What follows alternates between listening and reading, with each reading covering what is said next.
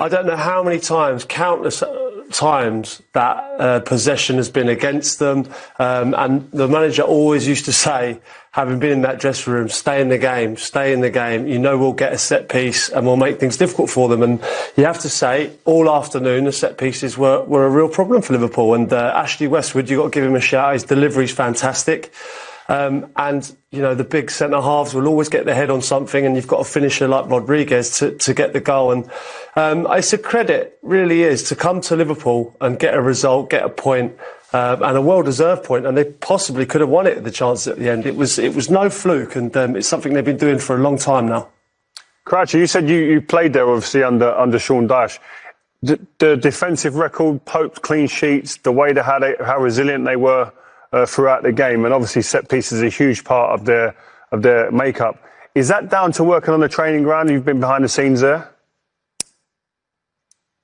Mate, every single day, working on team shape. As you can see, it's a collective. I mean, there were times as a striker, it's the last thing you want to do. You want to go up and do finishing, but you're involved in the team shape. You saw Wood and you saw Rodriguez today. Everyone's behind the ball. They're all working hard. It doesn't matter who the centre halves are. Ben Mee, Tarkowski. It was Kevin Long today, who hasn't had a lot of football, but he's come in today and he was another colossus. It really, honestly, it's defensively, it's a joy to watch. I think every single man puts their body on the line. Everyone knows their jobs. Everyone knows what they're doing. And when you need your goalkeeper to make saves, he made world-class saves today. So it was no fluke. It was a result that they deserved. Talking of the goalkeeper, let's hear from him. Nick Pope is with Des. Nick, that was a bit of a turn-up. Held the champions. Went for the woodwork. It could even be better. Yeah, I know. We pushed on second half. Really, after they scored, I thought we played really well, and created chances of our own. Every set piece we looked dangerous. Every ball in the box we looked dangerous. And unfortunately enough, it just didn't quite go in for us again. Was that the message at half-time? Be more aggressive and go for it? Yeah, a little bit. Yeah, obviously carry on from where we kind of left off after the goal and how we reacted then. We started to press a bit higher, win the ball a bit higher, win set pieces, and make chances of our own. Like I say, nearly worked. Of course, you had to make a save at the end, but in the first half, the two outstanding saves, one from Salah and one from Mane, kept you in the game. Yeah, it's nice to be involved. You come to big grounds like this, you expect to be busy. The big teams are Premier League champions for a reason. So you've got to come in, you've got to be ready for action. So yeah, fortunate enough to keep a couple out. They're analysing that back in the studio. Which is the best for you? It's that long ago now, I'm not really sure. The first one felt like I was nearly behind the line by the time I saved it, so I was happy it managed to get round the post. Yeah.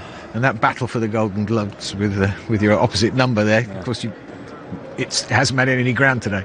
He hasn't, yeah, and I've not got away from him, so yeah, it will carry on. It's been great. He's been top end for 2 seasons, I must say, and he was class again today. He's a top goalkeeper, so to be up there with him is it's an honour. Oh, and what's the secret of this Burnley side? Because whatever happens now this season, it's been outstanding when you compare your resources to other clubs. I don't think there is many secrets. We work hard. We've got good togetherness. We've got a great group of players that every minute the ball's on the pitch, we're working as hard as we possibly can, and that's a massive part of our success, I'd say. And not only that, it's day in day out at the training ground as well. We don't just rock up on a Saturday without a plan and without any method. It's something that a lot of thought goes into, and it's all glued together by the people. Well, congratulations, a good point. Thank you. Yeah, thank you.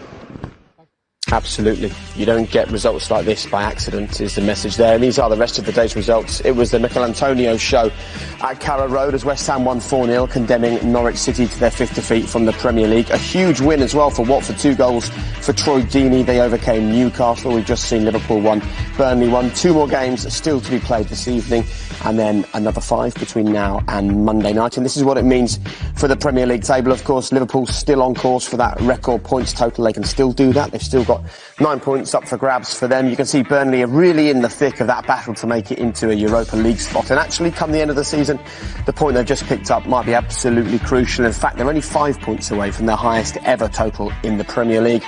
Take a look at Watford there, sitting 17th.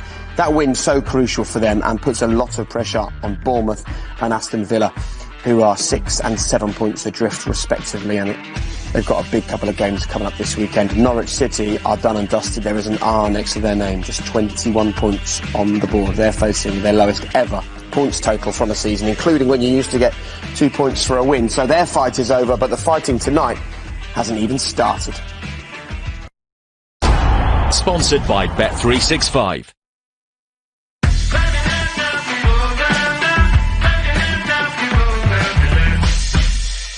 Here's Van Dijk, Jones, Fabinho, Robertson was coming in over there. Oh, he's guided that brilliantly. That's a brilliant header by Robertson. Here's a chance for Rodriguez and he scored. Brilliantly taken. Liverpool 1, Burnley 1. Decent game of football, and now just one defeat in their last 30 matches in the Premier League for Burnley. We heard from Nick Pope just before the break. He said they went there with a plan. So let's hear from the man with a plan. The Burnley boss is talking to Des. Congratulations, Sean. You stayed right in the game till the end, and you're only a crossbar away from a famous win there. Yeah, I mean, look, it'd be pushing it a bit. They've had chances, as they do here. I thought they were terrific, especially in the first half. They started, as they've done all season, they play, but they press, and they don't give you a breather. And then we felt if we could stay just in it till half-time, because we just about did, hung on in there. And then we felt, as the game went on, we might find moments, and we did. Yeah, and you did dig in, and Nick Pope contributed to that with at least two fantastic saves, one from Salah, one from Mane. Yeah, that's right. I mean, it's a strange kind of game because they've had chances, but a lot of maybes, until the end. Actually had a golden chance right at the end, but we've created some really good chances today, against a top side, and like I said, we know what coming to these grounds like. It's very difficult. Forget about the fact there's no one in it. It's still very difficult against sides like that. You seemed to get stronger as the game went on. What did you say at half-time? Well, I just reminded them of the fact, don't wait for 1-0 down football. Often teams relax a bit when they're 1-0 down. It seems a strange thing to say, but it's like the pressure's off. Let's go and see what we can do. So I reminded them that. I said, don't let that happen. I said, we've got to make it happen. And I thought second half we attempted to. Like I say, it's very difficult. You're not going to dominate the ball, but you're going to have to find moments. And I thought we did that well. And Jay Rodriguez took his moment.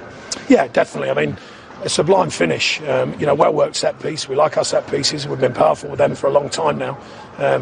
Really, really great header, actually. And then to hit it so clean. I mean, we'd had a chance in the first half. J-Rod actually had a great chance. At the end, Vids, just away from him. So there's a couple of moments that I think the secret is when you come to these grounds, you've got to stay in it, but you've got to find a moment. And I think we did that. And you did. And look, how many moments can you find? I mean, Burnley now have another season to plan for the Premier League. What about yourself? I mean, how can you keep delivering these miracles? Well, it's not down to me, by the way. It's down to the players. I can only guide them. It's down to them what they deliver. But I think the mentality is firm. I think the belief in each other is a given. And I think, these are things that sometimes get overlooked, but they're a powerful force, particularly when you've got all noses pointing in the right direction, which we have. Thanks very much. Thank you. Well done. Such an asset to Burnley. But he's in a position where at this stage of the season he's naming 5 players on the subs bench who've never played for the club before because of issues with contracts and other things. He is a manager they need to make sure they look after, otherwise he will go somewhere else. Yeah, I think definitely. I mean, his record has been fantastic in making sure that Burnley have become a team that are in the Premier League. They're a sound team in the Premier League. Yes, sometimes they do flitter around the relegation.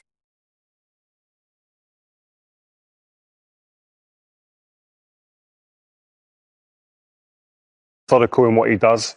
All the players, you heard Pope speak there in his after-match interview, they all know their jobs, they're coached, they're drilled well week in, week out. So when they get to a game, they're all well informed on individuals they're playing against, but also what the team needs to do to get a result. And let's take a look at the goal that got them the point today.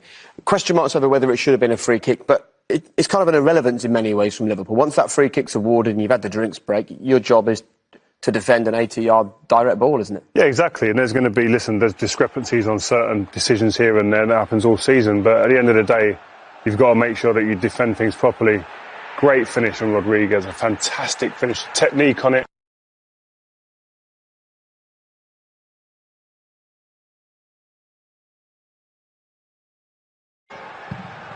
Yeah, fantastic technique. You see everyone just got out of the way. He's obviously a top finisher, Jay Rodriguez. But, I mean, that's the game plan. Stay in the game. Fantastic header from Tarkowski and a great finish by Rodriguez. And they could have won it at the end. We had our virtual fan part watching on. We also had someone else from Burnley that was almost off her seat when he hit the crossbar at the end there, Rachel. Did you think Burnley had won it? I did, because they've had kind of a couple of minutes of really putting Alisson especially under pressure, and in and around that kind of 18-yard box. And decent strike, but I think 1-1 was probably fair overall. Look, I want to talk to you about Sean Dyche. I know that of all the people that manage you, you finished your career with him, and you're still in touch with him. You're so fond of him and the way he looked after you and the way that he managed you. But when we hear reports about unrest and question marks coming out from Burnley, they're going to have to maintain some forward momentum and make sure he's central to it, aren't they? Otherwise, as Rio's already alluded to, he will have suitors. Well, let's be honest. He's key to that football club, and I get these discrepancies. I mean, how can you work with the three that have been let go on the contracts with Jeff Hendrick, Aaron Lennon, Joe Hart, and they might not have all been starting every single week, but they were key in the dressing room. And they were fantastic squad members. We look at their bench at the moment. We've got young lads who haven't played a minute, and are they going to spend? Are they going to back him? And he's had possibly their best ever season now, and he's working with his hands tied behind his back. So I do get the discrepancies, and it's difficult. You can't keep performing miracles. And do you know what will happen? If they lose him, we've seen it. I've been at Stoke, where you lose someone who's integral to the football club, and then all of a sudden you find yourself in the Championship. And I think it's going to be very, very hard to replace Sean Dyche. So I think you need to back him, you need to give him what he needs, and continue to finish in the top 10 of the Premier League. You're busy nodding your head on the big wall there, Rachel. Oh, I would completely agree with everything that